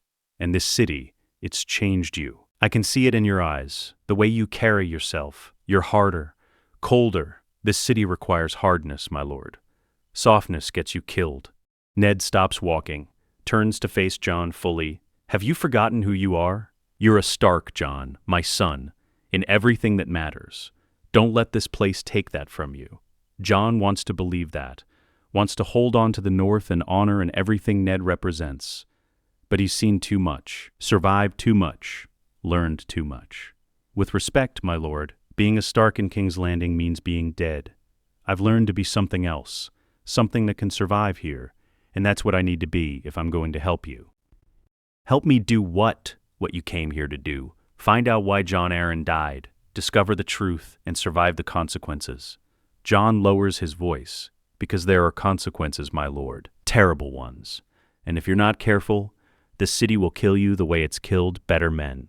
Ned stares at him. What happened to you, Jon? Cersei happened. Varys and Littlefinger and 6 years of learning that honor is a luxury the weak can't afford. Jon's voice is steady, hard. But I'm still your son, Lord Stark, and I'm going to keep you alive, whether you want me to or not. They reach the Red Keep, the gates open, and Eddard Stark walks into the castle that will either make him or break him. Behind him, Jon Snow follows. The bastard who became a player, the boy who learned to survive, and the storm is gathering. Ned settles into the Tower of the Hand with the weight of responsibility pressing down on him. Jon Arryn's chambers, Jon Arryn's duties, Jon Arryn's secrets. Within days, Ned begins asking questions, quiet questions, careful questions, about Jon Arryn's final weeks, about what he was investigating, about why a healthy man in his prime suddenly fell ill and died. Jon watches from the shadows, reports to Varys, and waits for the moment to act. It comes sooner than expected. 3 days after Ned's arrival, Jon finds his father in the Hand Solar, poring over a massive leather-bound tome. The title is embossed in gold, The Lineages and Histories of the Great Houses of the Seven Kingdoms. Ned looks up as Jon enters. His expression is troubled. Jon, I didn't send for you. No, my lord, but I knew you'd be here, reading this book. Jon closes the door behind him. It's what Jon Arryn was reading before he died, what he showed to people, what he wanted Robert to see. Ned goes very still. How do you know that? Because I've read it too, cover to cover, 3 times. Jon crosses to the desk, opens the book to a specific page, points. There, the Baratheon lineage, every Baratheon for 300 years. Notice anything? Ned reads. His face pales. Black hair, every one of them, black of hair.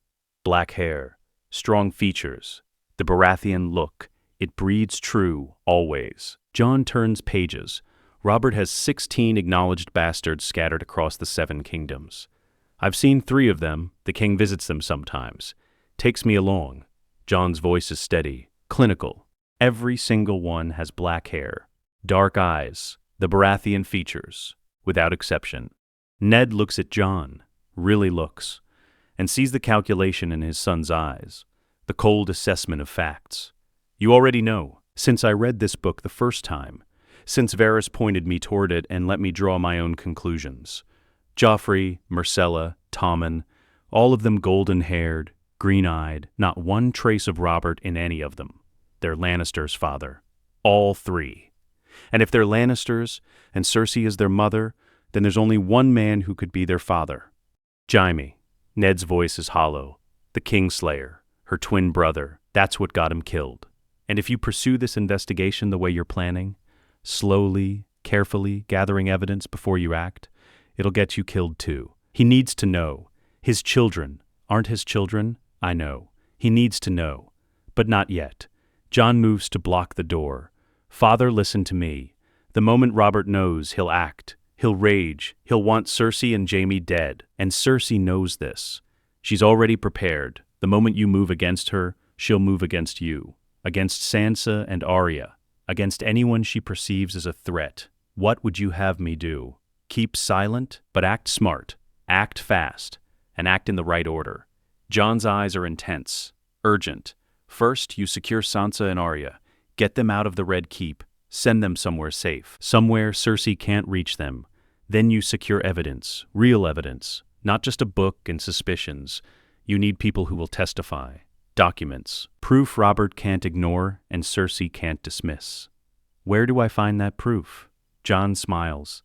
It's not a pleasant expression. I already found it. 6 months ago. I've been waiting for you to arrive. Ned follows Jon through the city. Not the clean streets of the noble quarters, but the twisted alleys of Flea Bottom. The smell of sewage and desperation fills the air. They stop at a smithy.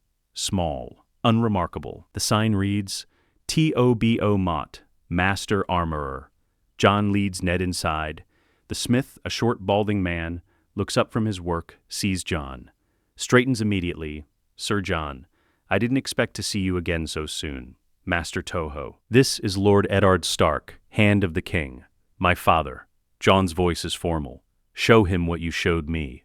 Tobo hesitates, then nods. In the back, my lord. Working the bellows. They move deeper into the smithy, and there, stripped to the waist, covered in sweat and soot, hammering steel with practiced precision, is a boy. 16, maybe 17. Black hair, blue eyes, strong features. He looks exactly like Robert Baratheon. The boy notices them, sets down his hammer, wipes his hands on a rag. Can I help you, my lords? Cannot speak, because the resemblance is uncanny, undeniable. Jon speaks instead. What's your name? Gendry, sir. Gendry Waters, the bastard name of the Crown Lands. Who was your mother? A tavern girl, sir. She died when I was young. But she had yellow hair, I'm told. Gendry shifts uncomfortably under their scrutiny. Is something wrong?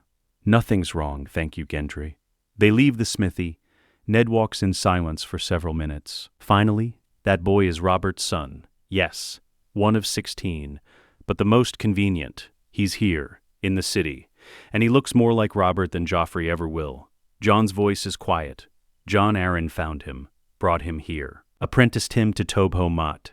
He was building a case, father, proof that Robert's blood breeds true, that Joffrey's golden hair is a lie. And then Jon Arryn died, poisoned. I'd stake my life on it, probably by Grand Maester Pycelle on Cersei's orders, or Littlefinger, or any of a dozen people who benefit from keeping the truth buried. Jon stops walking, turns to face Ned. But now you know, you have your proof, a living, breathing reminder of what Robert's children should look like.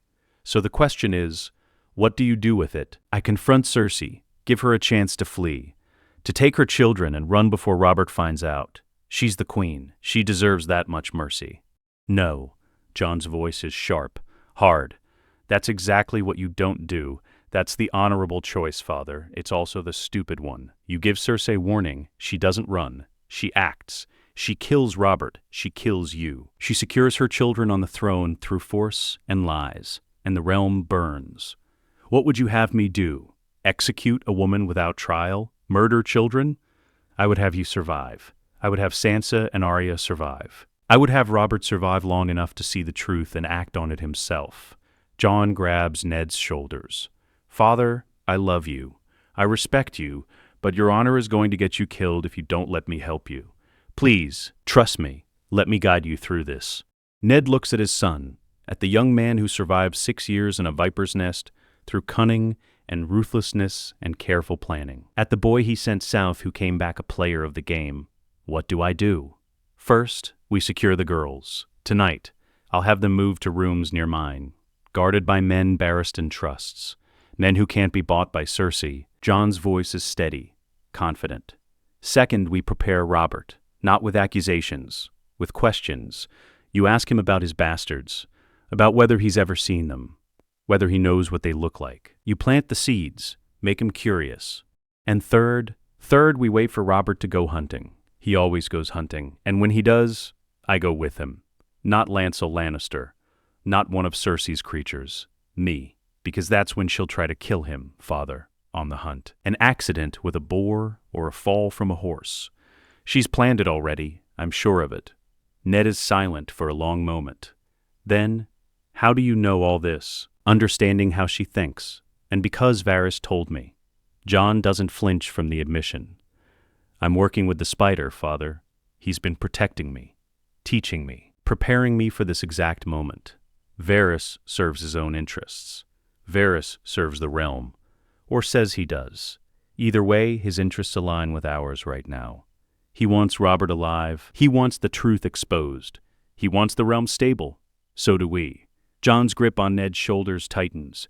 Trust me, father, please. I know this city. I know these people. Let me help you survive them. Ned looks into his son's gray eyes, sees Lyanna there, sees Rhaegar, sees someone who is neither fully Stark nor fully Targaryen, but something new, Something dangerous. Something necessary. All right, Ned says quietly. We do this your way.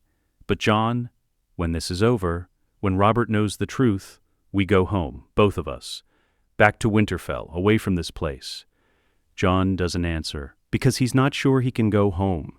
Not sure there's a home for someone like him anymore. But he nods, because Ned needs to believe it. Let's go, Jon says. We have work to do. Jon finds Arya in her chambers, practicing with a stick sword against an imaginary opponent. She spins when he enters, stick raised defensively, then relaxes. Jon, you can't just walk in like that. I could have hurt you. With a stick, Jon can't help but smile. I'd like to see you try. Arya grins. I've been practicing. Syrio Forel. He's the first sword of Bravos he's teaching me. Real sword fighting. Not that stupid dancing Sansa does. Syrio Forel is teaching you? Jon's interest sharpens. Does father know? He hired Syrio. Said I needed something to do besides getting into trouble. Arya swings her stick experimentally. I'm getting good, Jon. Really good. Want to spar? Right now, I need you to pack a bag. You're moving to new rooms tonight. Arya's face falls. Why? Did I do something wrong? No. But things are happening. Dangerous things. And I need you somewhere I can protect you. Jon kneels to her level. Arya, listen to me. King's Landing isn't safe. Especially not for Starks. There are people here who would hurt you to get to father. So I'm moving you and Sansa closer to my quarters, where the guards I trust can watch over you. What kind of danger? Jon considers how much to tell her. Decides on the truth. Arya deserves that. The queen wants father dead. Maybe all of us. She's going to try something soon. And when she does, I want you somewhere she can't reach you. Arya's eyes go wide. The queen. But she's evil. Dangerous.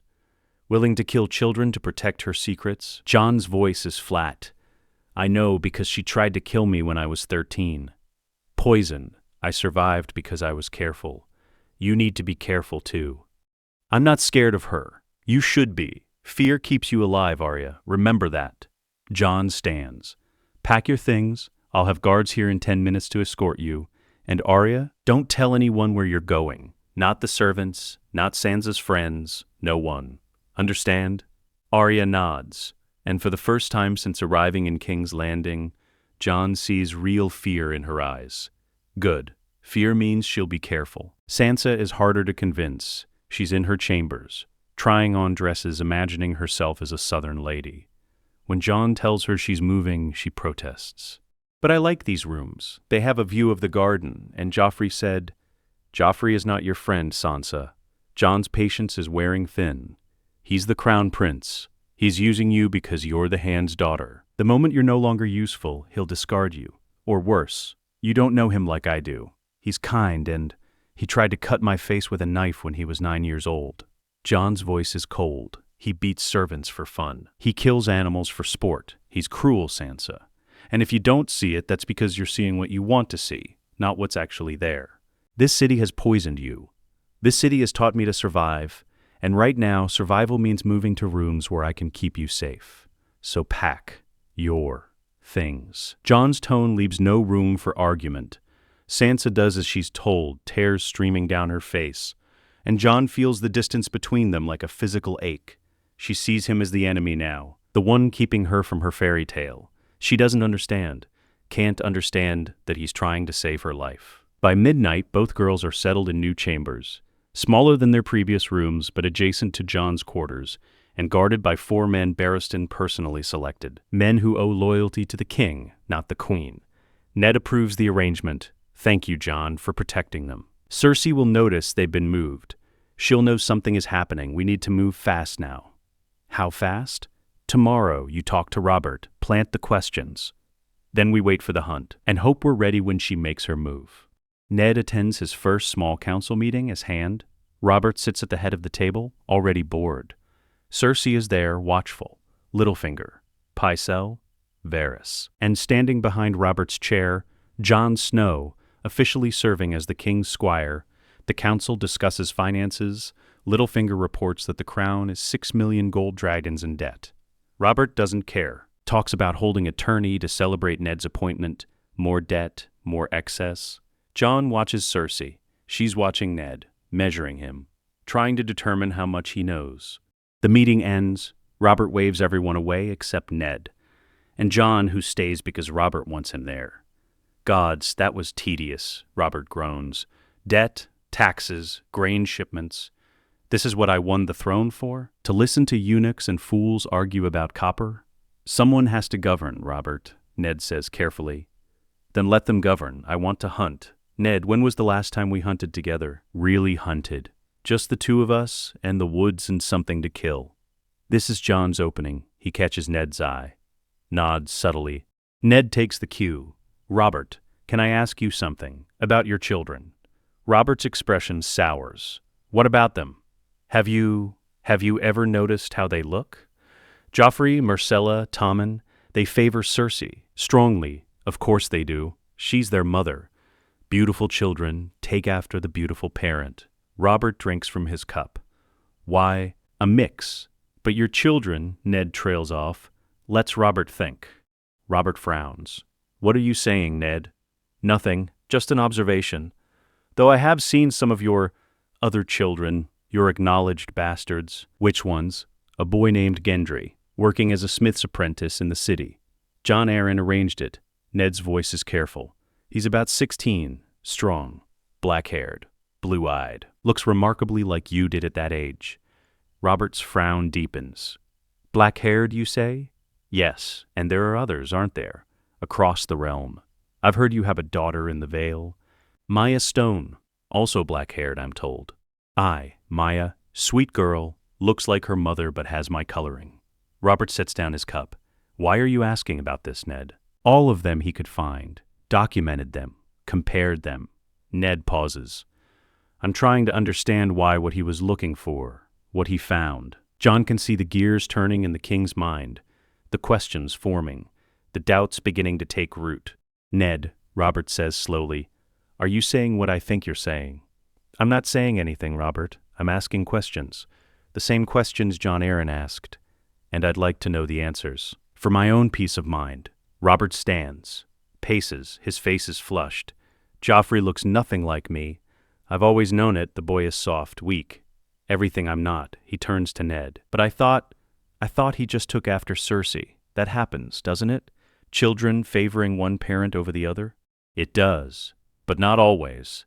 And when it's 3 children all favoring the mother, with no trace of the father, Ned doesn't finish. Robert's hands clenched into fists. If what you're implying is true, Ned, if my children aren't mine, if Cersei has made a fool of me for 15 years, if my heir, my heir, is some Lannister bastard, his voice is shaking. Tell me you have proof. Tell me you're not just planning poison in my mind. I have a book, The Lineages and Histories. It documents every Baratheon for 300 years. And I have Gendry. And I have questions. That's all I have right now, Robert. Questions. Then find me answers. Robert's voice is dangerous now, sober. Find me proof, real proof, and if what you suspect is true, if Cersei has betrayed me, he doesn't finish, doesn't need to. The implication is clear. Ned bows. I'll find the truth, Robert, I promise you. Robert nods curtly, dismisses Ned with a wave. But as Ned leaves, Robert calls out, Ned, be careful.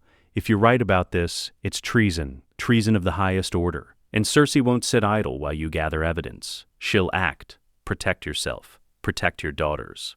I will, Robert. Thank you. After Ned is gone, Robert turns to Jon. You've been quiet, boy. What do you think of all this? Jon chooses his words carefully.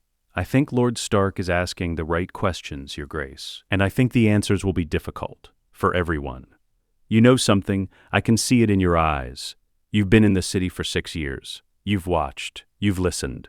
What have you learned? Jon meets Robert's eyes. That the truth is dangerous, Your Grace, but lies are more dangerous, and that sometimes the people closest to us are the ones we should fear most. Robert stares at him, then laughs, bitter and hard. Gods, you sound like Varys.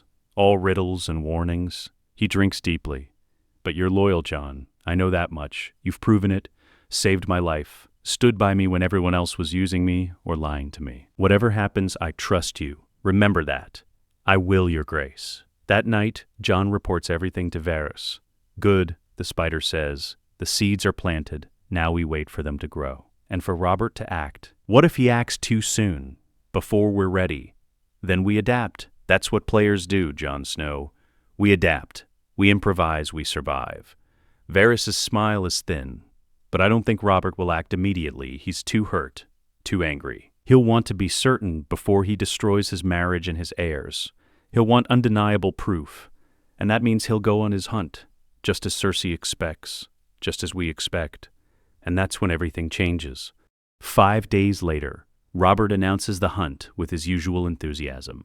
A week in the Kingswood, tracking boar, drinking, getting away from the castle and the crown and the crushing weight of kingship. Cersei tries to arrange the hunting party carefully, suggests Lancel Lannister, her cousin, act as Robert's squire, suggests certain knights accompany the king, suggests Jon Snow remain at the Red Keep to protect the Hand's daughters. Robert refuses every suggestion. Jon comes with me. He's my squire, my ward, and he's the best damn hunter I've got.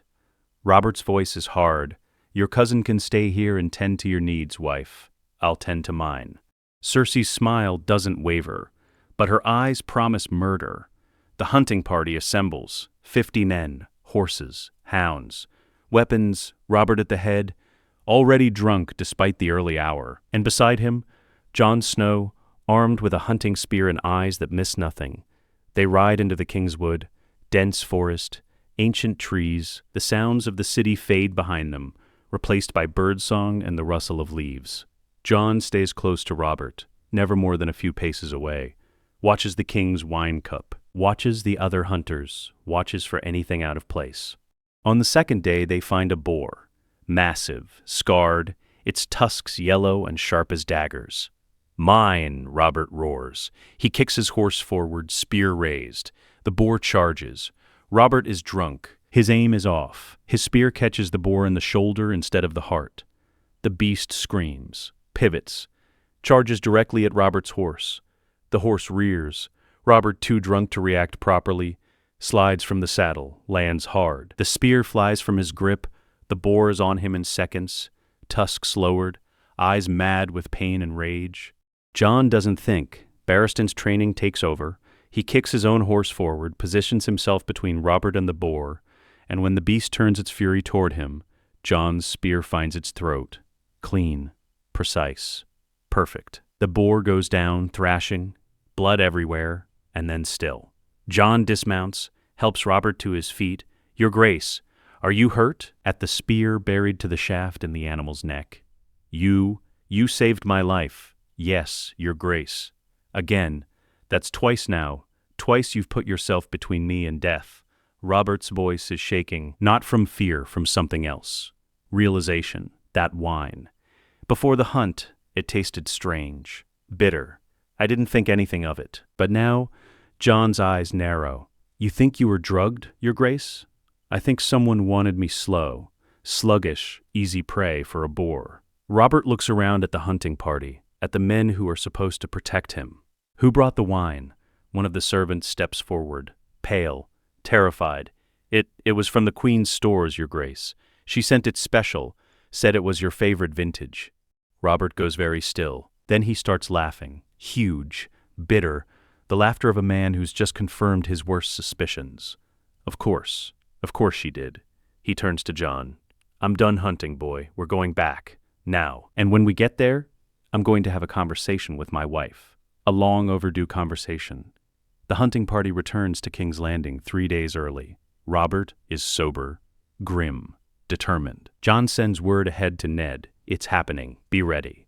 Robert summons Cersei to the throne room. Not a private meeting, a public one, with the small council present.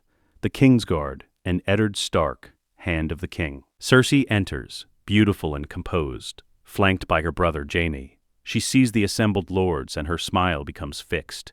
Dangerous. You summoned me, husband? Robert sits on the Iron Throne. For the first time in years, he looks like a king. I have questions, Cersei. Questions about our children. Joffrey, Myrcella, Tommen, tell me about their fathers. The room goes silent. Everyone understands what Robert is asking, what he's implying. You're their father, Robert, as you well know. Am I? Robert leans forward, because I've been doing some thinking, some research. Turns out every Baratheon for the last 300 years has black hair.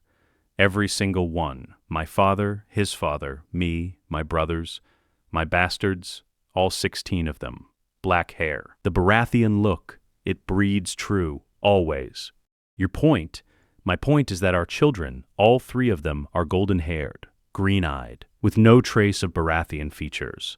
Which raises a question: if I'm their father, where's my blood in them? Does it? Lord Stark, you have 5 children. How many look like you? How many like your wife? Ned speaks carefully. All of them show some combination of both parents, Your Grace. Stark and Tully features mixed. Exactly. Mixed. Not pure one or pure the other. Mixed. Robert stands. But our children show nothing of me, Cersei. Nothing.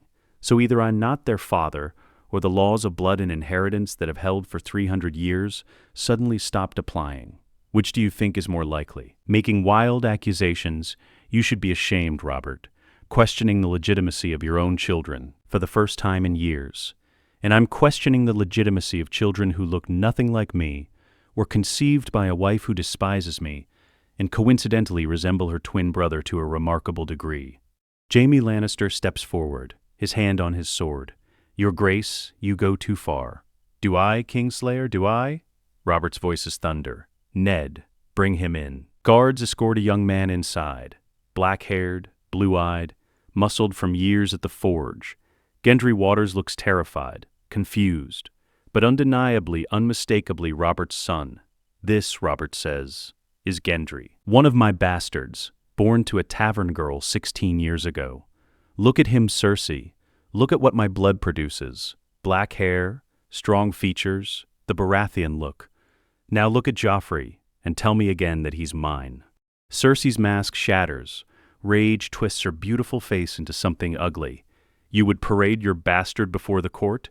Humiliate your wife and your heirs based on hair color? I have a book, The Lineages and Histories. Jon Arryn studied it for months, documented every Baratheon child for 300 years. Every single one, black of hair. Robert descends from the throne, stands before Cersei. He knew, didn't he? Jon Arryn figured it out, and you had him killed, poisoned by that fat fool Pycelle on your orders. Pycelle sputters. Your Grace, I would never. Silence! Robert's roar echoes through the hall. I'm done with lies, done with pretending, done with being made a fool. He turns back to Cersei. Admit it. Admit what you've done. Give me that much honesty. Cersei laughs. High and sharp. You want honesty, Robert? Fine. Yes, Joffrey, Myrcella, and Tommen are not yours. They're Jaime's, my brother's. We've been together since we were children, since before I was sold to you like a broodmare to secure my father's alliance. You were too drunk, too stupid, too obsessed with your dead Stark girl to notice. So yes, I cuckolded you for 15 years, and every moment of it was worth it. The throne room erupts. Gasps, shouts. Jaime moves towards Cersei, but the king's guards surround him. Barristan's face is stone. At the woman he married. The mother of his children, except they're not his children, they never were. And the assassination attempt? Robert's voice is quiet now. Deadly. On Jon Snow. The poisoned lemon cakes. That was you too? Of course. The bastard was becoming a threat. You favored him over my children. I couldn't allow it. So I tried to remove him. He survived. These things happen. These things happen. Robert repeats the words like they're a foreign language. Then he turns to Ned. Lord Hand, what is the penalty for treason? Exile or imprisonment for those who aided them unknowingly. And for regicide? Attempted regicide? The same. Death. Robert nods. Cersei Lannister, I find you guilty of high treason, of adultery, of conspiring to murder the king, of murder of Jon Arryn, hand of the king. The penalty is death. You will be executed at dawn tomorrow. Cersei doesn't flinch. My father will burn this city to the ground for this, Robert. Tywin Lannister does not forgive insults to his house. I've beaten Targaryens and Greyjoys. I'll beat Lannisters too if I have to. Robert gestures to the guards. Take her to the black cells. Jaime Lannister, you're stripped of your white cloak, your lands, your titles, everything. You'll take the black, go to the wall and spend the rest of your life freezing for your sins. If you refuse, you die here beside your sister. Jaime looks at Cersei, at the woman he's loved his entire life. At the choice being offered, I'll take the black. Robert turns to the assembled court. As for Joffrey, Myrcella, and Tommen, their children, innocents. They didn't ask to be born of incest and treason, so they'll live. But they're no longer royalty. They're bastards, Lannister bastards. They'll be sent to Casterly Rock as wards of House Lannister, raised by their grandfather, kept under watch, never to threaten the throne again. Varys steps forward. And the succession, your grace. If Joffrey is not your heir, Robert looks at Jon. At the boy who saved his life twice. At the young man who's been more of a son to him than Joffrey ever was. I have no true-born children, no heirs of my body. Robert's voice carries through the silent throne room. But I have brothers, Stannis and Renly. And I have this. He gestures to Jon. Jon Snow, my ward, my protector, the finest young knight in the Seven Kingdoms. I can't make him my heir, he's Ned's bastard, not mine. But I can give him something else. Robert turns to Jon. Kneel, boy. Jon kneels, his heart pounding. You've served me faithfully for 6 years, saved my life, stood by me when everyone else was lying or using me. So I'm going to do something I should have done the moment you arrived in King's Landing. Robert's voice is formal now. Official. I, Robert of the House Baratheon, first of my name, King of the Andals and the First Men, hereby legitimize you, but not as a Baratheon, as a Stark. From this day forward, you are Jon Stark, true-born son of Eddard Stark, Lord of Winterfell, with all rights and privileges therein. Ned gasps. Robert, you can't. I'm the king. I can do whatever I want, and I want Jon to be what he should have been from the beginning. Your son, truly, legally. Undeniably, Robert looks down at Jon. Rise, Jon Stark, and serve your father as faithfully as you served me. Jon stands, his throat too tight to speak. He's not a bastard anymore. Not a Snow, he's a Stark, his father's son. The thing he's wanted his entire life, given to him by a king who isn't even his king anymore. He looks at Ned, sees tears in his father's eyes, and realizes that Robert doesn't know, doesn't understand, that by making Jon a Stark, he's hidden the truth even deeper. Because Jon isn't Ned's bastard. He's Rhaegar's son, Lyanna's son. The heir to the throne Robert fought a war to win. But that secret stays buried. For now, for always, maybe. Because Jon Stark is who he needs to be, who the realm needs him to be. And the truth, the dangerous, deadly truth of his birth, can wait. 1 month later, Cersei is executed, quietly. Without fanfare. Robert doesn't watch. Says he's seen enough death for one lifetime. Jaime takes the black, rides north with Benjen Stark to join the Night's Watch. A Kingslayer on the wall, where oathbreakers go to redeem themselves or freeze trying. Joffrey, Myrcella, and Tommen are sent to Casterly Rock. Tywin Lannister accepts them with cold efficiency. Writes to Robert, "You have made an enemy, your grace. This is not over." Robert writes back, "Then come and do something about it. I'll be waiting." But Tywin doesn't come. Not yet. He's too smart, too patient. He'll wait for his moment, gather his strength, plan his revenge. For now, the Lannisters lick their wounds in the west, and the crown breathes easier. Ned remains as hand, helps Robert govern, rebuilds the council with men they can trust, appoints Jon Stark to the Kingsguard, the youngest member in history, as Robert's personal protector. Sansa and Arya stay in King's Landing. Sansa, heartbroken over Joffrey's exposure but slowly coming to understand the truth of what he was. Arya, proud of Jon, training with Syrio, becoming something fierce and dangerous. And Jon stands on the battlements of the Red Keep one evening, looking north, thinking about Winterfell, about the Wall, about the truths he still doesn't know and the secrets still buried. Varys finds him there. Contemplating your future, Jon Stark? Contemplating my past, actually. Who I am, where I came from, the things my father won't tell me. Your father loves you. He's kept you safe. That's what matters. Is it? Or is it just another lie? Another layer of protection that keeps me from the truth? Jon turns to face the spider. You said you knew who I was. Who my mother was. Are you going to tell me, or do I have to figure it out myself?